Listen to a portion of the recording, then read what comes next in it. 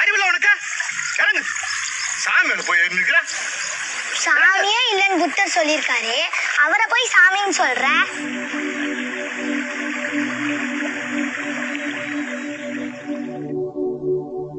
नमस्कार, the Janata live देख रहे हैं आप और मैं हूं आपके साथ पूजा। इस वीडियो के शुरुआत में जो छोटी सी क्लिप आपने देखी, सबसे पहले तो आपके लिए उसका भाषानुवाद कर देती हूं। इस क्लिप में जो बच्ची है वो बुद्ध के कंधों पर चढ़कर उड़ान भरने की कोशिश करती है, तो उसके पिता उसे कहते हैं कि भगवान की मूर्ति से नीचे उतरो।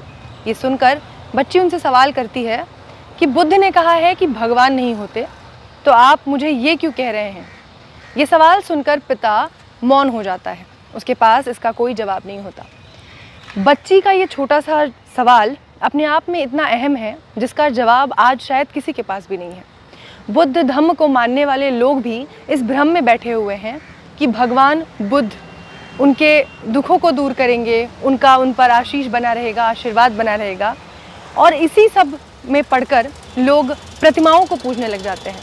जबकि भगवान बुद्ध ने खुद ये बात कही थी कि कोई भी चीज़ आप इसलिए मत मानिए क्योंकि वो एक लंबे अरसे से चली आ रही है। किसी भी चीज़ पर सिर्फ इसलिए आंख बंद करके भरोसा मत करो क्योंकि वो किसी धर्म ग्रंथ में लिखा है। किसी बात को सिर्फ इसलिए मत मान लो क्योंकि उसे आपके बुज़ुर्गों ने कहा है। किसी चीज़ पर सिर्फ इसलिए भरोसा मत कर लो क्योंकि उसे सब करते आ रहे हैं। यहाँ तक कि किसी बात को इसलिए भी मत मान लो कि मैं स्वयं उसे कह रहा हूँ। खुद उस चीज़ की सत्यता की जाँच करो, इस बात का फैसला करो कि वो आपके लिए कितना असरदार है, आपके हित में है या नहीं, उसके बाद उसे मानो। और इतना उनके कहने के बाद भी, इतना उनके अनुयायियों को बताने के बाद भी आज लोग उनकी प्रतिमाओं के आगे नमन करते हैं, शीश झुकाते हैं।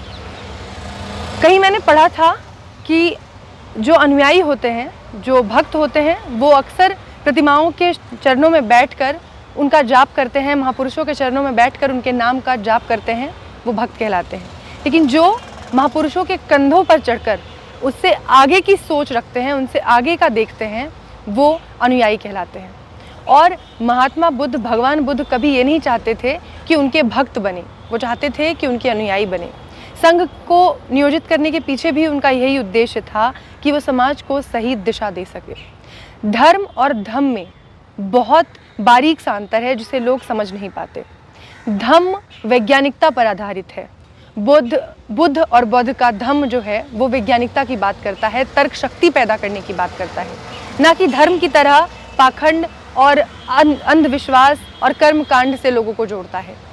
बुद्ध ने कभी नहीं कहा कि आप किसी कमरे में अगर दीपक जल रहा है और मैंने कह दिया कि वो जल रहा है तो आप इस बात पर यकीन कर लीजिए। आप उस कमरे में जाइए, मैंने आपको ये कहा, उस कमरे में जाकर उस जलते हुए दीपक की सत्यता को अपनी आंखों से देखिए और तब उस पर भरोसा करिए। लेकिन लोग अक्सर ये ज्ञान, ये सारी बातें भूल जाते हैं और बुद्ध के धम्म को धर्म की तरह इस्तेमाल करने लगते हैं। शायद यही कारण है कि इस वीडियो के सामने आते ही इसका विरोध भी हो रहा है। लोग इस वीडियो में जो लड़की बुद्ध के कंधों पर चढ़ी है उसे हजम नहीं कर पा रहे। लेकिन ये सोच इतनी तीव्र है, इतनी तेज़ है, इसका अंदाज़ा आप तभी लगा सकते हैं कि जब ये इस फिल्म के ज़रिए पारंजीत जिसे लेकर आ रहे हैं। पारंजीत ने काला, कवाली, सरपट्टा, परमरी ऐसी तमाम फिल्में बनाई हैं। उनके ज़रिए समाज को सीधे तौर पर आईना दिखाने की कोशिश की है। और एक बार फिर पारंजीत की ये नई फिल्म द विक्टिम वो लेकर आ रहे हैं, जिसके ज़रिए वो एक ऐसी ही तेज़ गति से प्रहार करती हुई छोटी सी क्लिप, अभी जिसका आपने सिर्फ नज़ारा भर देखा है, ये पूरी फिल्म के ज़रिए वो समाज को आईना दिखाने की कोशिश करने वाले हैं। इसके ज़रिए वो जो भ्रांतियाँ फैल चुकी हैं बौद्ध धम्म को मानने वाले लोगों में, जिसे वो बौद्ध धर्म समझने लगे हैं, उन पर सीधा प्रहार कर रहे हैं। बुद्ध के ज्ञान को पढ़ लेना भर काफ़ी नहीं है। बुद्ध को समझना और बुद्ध के ज्ञान को जीवन में अमल करना बेहद ज़रूरी है, क्योंकि बुद्ध का पूरा धम्म ही आपके दुखों को समझने और उनके अंत तक लाने का यही ज्ञान देते हैं बुद्ध, कि पहले दुखों को समझिए और उसके बाद उनके अंत की कड़ी तक जाइए, क्योंकि आपके दुखों का निवारण, आपकी मोक्ष जिसे आप कहते हैं, वो आपके हाथ में है, किसी और के सहारे वो संभव नहीं है। बुद्ध का धम्म वैज्ञानिकता और तर्कवाद पर आधारित है।